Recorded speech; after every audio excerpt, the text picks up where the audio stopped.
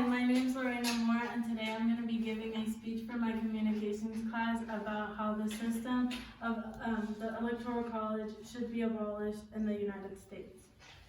The Electoral College was a process set in place during the 1800s as a way for the United States to become a more democratic government.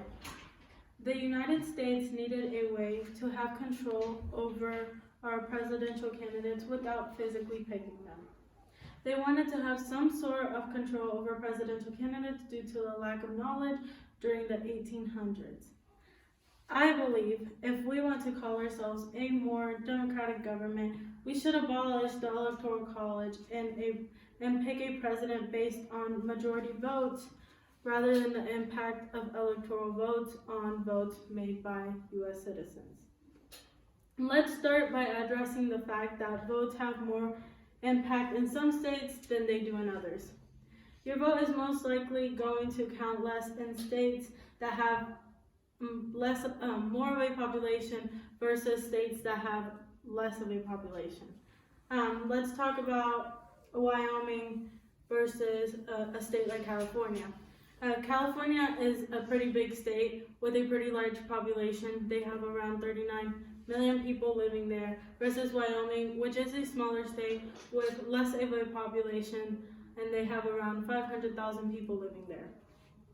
So when you take that into account, with California having 55 electoral votes versus Wyoming having 3 electoral votes, you would still get 3 times more of a vote if you live in a state like Wyoming than you would in a state like California. Now let's take into account the weights and the variety of weights between states. Like in a state like Washington, your vote might weigh around 2.45, and in a state like Delaware, your vote might count around 1.72, and that's due to population and the size of states.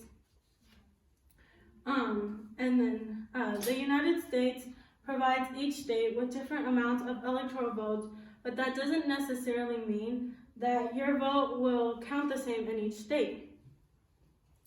Every vote should be equal, and the president should be chosen fully and equally by American citizens.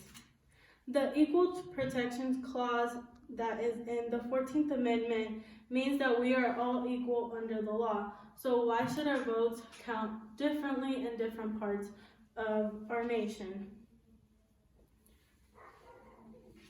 Americans should be able to live anywhere they please without having to take into consideration how much your vote will impact the country you live in. Now that we have addressed the different weights of votes and a few statistics, let's get into why the Electoral College was created in the first place. The Electoral College was created by farmers who didn't want the president to be chosen by random. They wanted a group of people that were more informed on electoral decisions to have a bigger impact on the President of the United States. Since we discussed how the Electoral College came to be, let's discuss some of the major design flaws and outcomes that come with incorporating a system such as the Electoral College into the United States government. There have been a few times in history where the Electoral College failed to provide the United States with a president chosen by the popular vote. Some of these presidents, according to Time.com, are presidents like Rutherford B. Ford, Benjamin Harrison, George W. Bush, and Donald Trump.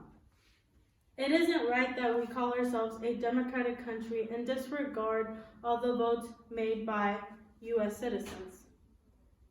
In the beginning, the Electoral College seemed like a smart and reasonable idea because the idea of democracy was new in the United States.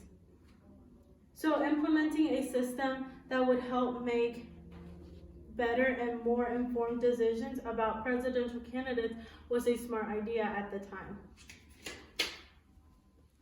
Over time, those needs have diminished because we have a lot of resources in the 21st century to help us make well-informed decisions about our president. I hope that you all understand a little bit more about the Electoral College and why it should be abolished. We can no longer sit back if we aren't getting the rights that come along with living in a country with a democratic government. If you decide to take anything from this speech today, let it be that we cannot stand by as the rights that we so willfully deserved are not being given to us. Now let's get into the different resources that I used to create this speech. So some of the quotes I got today were from theconversation.com. Another one was usembassy.gov. Another one was further.com. And then the last one was time.com. I hope you guys enjoyed this speech, and that's all I have for you today.